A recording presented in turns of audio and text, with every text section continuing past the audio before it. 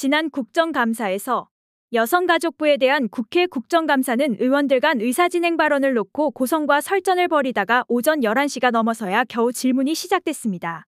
네, 참 다사다난했던 임기 1년 6개월이었는데요. 김현숙 장관께서는 여성가족부를 지난 1년 6개월 동안 본인이 좀 잘 운영해왔다, 이끌어왔다 이렇게 평가하십니까? 그 의원님이 보시기에 그다음에 국민 눈높이에 저희가 잼버리의 운영 초기에 애로사항도 있었기 때문에 부족한 부분이 있었다는 부분은 인정하지만 저로서는 최선을 다했다라고 말씀드릴 수 있습니다. 네, 지난 1년 6개월 동안 사실 여가부 폐지에만 몰두를 하다가 그 장관께서 직접 한 약속도 말도 지키지 못하고 여가부의 기능 자체가 약화되어 왔다라고 보는데요. 이 장관님께서 하신 약속들이 어떻게 무력화되었는지 좀 살펴보겠습니다. 작년 권익증진정책 소통간담회에서 5대 폭력 피해자 지원 강화를 국정과제로 추진하고 있는 만큼 피해자 지원 강화하겠다라고 말씀을 하셨어요. 그런데 김현숙 장관이 폐허로 만든 내년도 여성폭력 피해자 지원 예산입니다. 성폭력 피해자들 의료비, 피해 회복 프로그램 같은 구조 지원 예산에서부터 피해자들 지원하는 상담소 쉼터 예산, 그리고 여성폭력 예방 교육, 홍보 예산까지 모조리 다 삭감됐습니다. 전액 삭감도 저만치 많아요. 저는 도대체 여성가족부가 이거 다 안 하면 뭘 하는 부처인가라는 생각이 드는데요. 앞에서는 약자와의 동행 5대 폭력 근절을 외치고 뒤에서는 예산 삭감을 하는 겁니다. 여성폭력에 단호하게 맞서 싸우고 피해자들의 존엄을 지키는 게 여가부의 존재 이유 아닙니까, 장관님? 저희는 그렇게 하고 있습니다. 그렇게 예산은 거짓말을 하지 않습니다, 장관님. 네, 그렇게 다 하고 있다라고 당당하게 말씀하실 수 없는 예산을 제출을 하셨고요. 디지털 성범죄 예방, 성매매, 인신매매 예산 다 삭감된 거 보시면서도 그렇게 말씀하시니까 굉장히 당혹스럽습니다. 이뿐만이 아닙니다. 그리고 중앙부처 중에 유일한 청소년 정책 주무부처가 청소년 정책도 쑥대밭으로 만들고 있습니다. 장관님, 올해 1호 약속 무엇인지 기억하시나요? 보호입니다. 고위기 청소년 마음건강 돌보겠다 얘기하지 않으셨나요? 그러니까 보호요. 청소년 네. 보호. 네. 정확히 고위기 청소년 마음 건강 돌보겠다라고 약속을 하셨죠. 네, 본인의 1호 약속이니까 좀 잘 기억을 하시면 좋을 텐데 정작 밤낮으로 자살과 자해 시도를 하는 청소년들을 살리기 위해서 고군분투하는 현장의 청소년 복지 상담사들, 보건복지부 상담사들보다 많게는 100만 원 적은 인건비를 받으면서 열악한 업무 환경에서 일하고 있습니다. 고위기 청소년 지원을 하겠다고는 하지만 상담사들이 오히려 위기에 방치되어 있는 거 아닌가라는 생각이 듭니다. 내년도 예산에 이분들의 처우 개선 문제도 역시 제자리 걸음입니다. 고위기 청소년들을 가장 일선에서 살리고 있는 상담사들의 처우를 개선하는 게 장관님께서 하시는 약속을 지키는 일이고 말로만 말고 예산으로 보여주는 게 장관으로서 책임지는 자세라는 점 말씀드리고요. 그리고 청정동행 2호 약속이라고 지난 6월에 코로나19로 위축된 청소년이 다양한 활동을 체험하도록 하겠다라고 말씀하셨어요.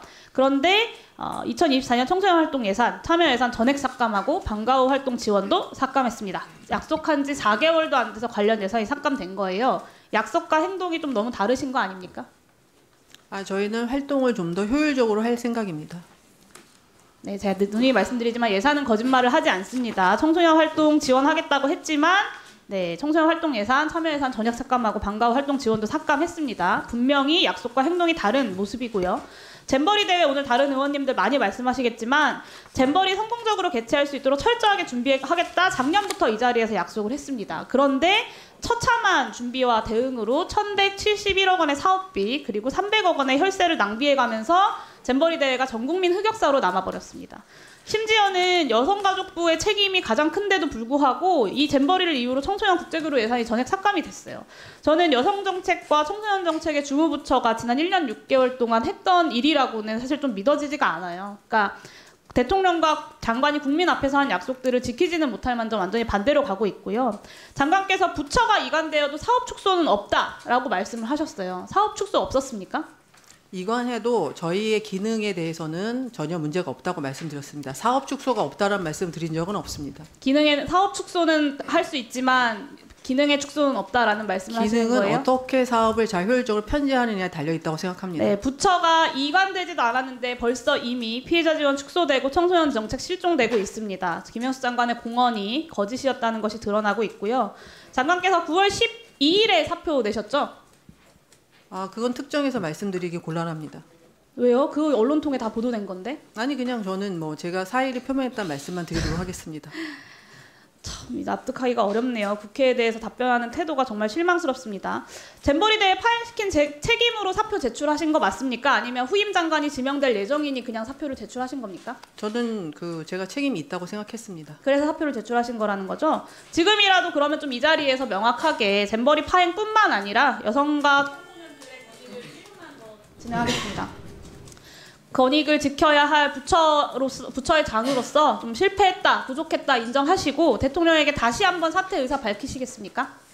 저는 임명권자의 어떤 권한에 대해서 말씀드리기는 어렵고요. 제가 이 자리에 있는 동안은 최선을 다해서 일하겠다는 말씀을 다시 한번 드리겠습니다. 본인의 사의를 표명하시겠냐고 여쭙습니다. 임명권자의 판단은 임명권자의 판단이고요. 본인의 판단을 여쭙는 저는 겁니다. 이미 사의를 표명했고 그 사의에 대해서 어떻게 판단하실지는 임명권자의 권한이고 저는 제가 이 자리에 있는 동안은 최선을 다하겠다는 말씀을 드리겠습니다. 네, 다시 책임에 대한 사퇴 의사를 표명하겠다 이런 이야기를 하지는 않으셨는데 본인이 사표까지 내셨으면서 어영부영 다시 돌아와서 여성가족부 관련된 그 여성가족부의 예산들 다 이렇게 사업들 다 망가뜨리고 있는데 그냥 직을 유지하면서 월급만 꼬박꼬박 받아가는 장관을 어떤 국민도 저는 용납하지 못할 거라고 생각합니다. 의지도 능력도 없으면 이제는 물러나는 것이 국민에 대한 도리라고 생각합니다. 이상입니다. 네, 수고하셨습니다. 저 좀 위원장님 질문을 많이 하셨는데 저는 답변할 기회가 전혀 없었는데 좀 시간을 주실 수 있겠습니까? 잠깐만 하시죠. 예, 짧게 하시죠. 워낙 이게 질의 시간에 다 포함되는 것이라서 사실 이게 그러니까 길게 드리기는 어렵고요.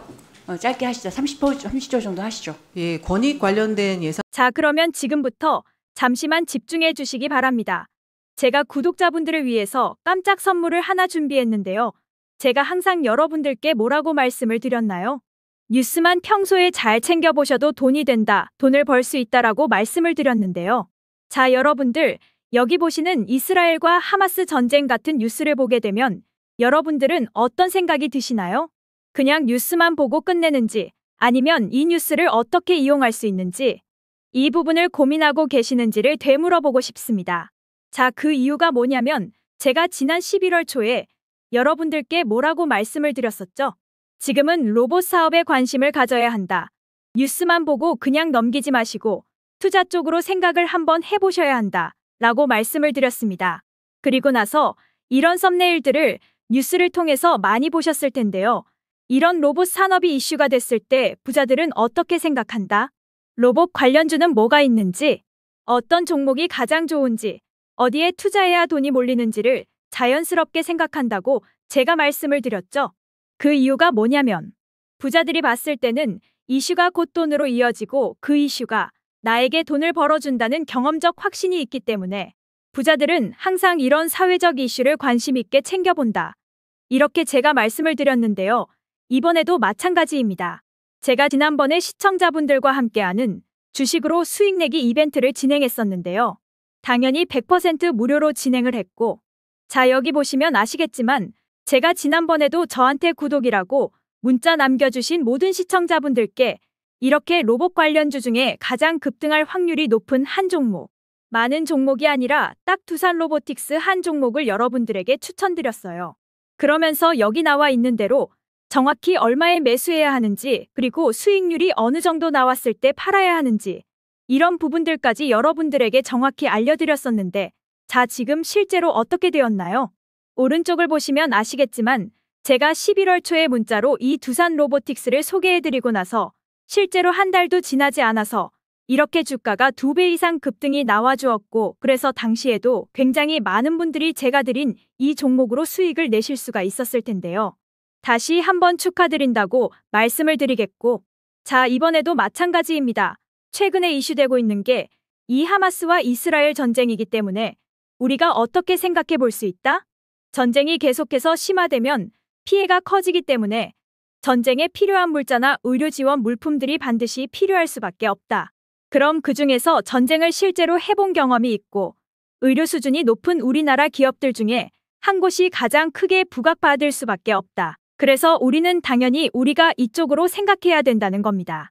자, 그렇기 때문에 제가 이번에도 뭘 보내드린다. 지난번과 똑같이 구독이라고 저에게 문자를 보내주시면 제가 물자 지원 관련주 중에 앞으로 대장주 역할을 하면서 주가가 가장 크게 급등할 한 종목을 구독자분들에게 문자로 종목명과 사고 파는 시점을 모두 알려드릴 거예요. 그래서 여러분들이 주식으로 돈 버는 연습을 한번 해보시라고 이렇게 말씀을 드리고, 혹시라도 나는 주식을 하지 않는다 하시는 분들은 주변에 주식하시는 분들에게 추천을 해주셔도 되고, 아니면 연세가 있으셔서 투자가 어려우신 분들은 이 종목을 가지고 자녀분들에게 한번 사봐라, 이걸로 한번 수익을 내봐라, 이렇게 조언을 해주실 수도 있는 거겠죠?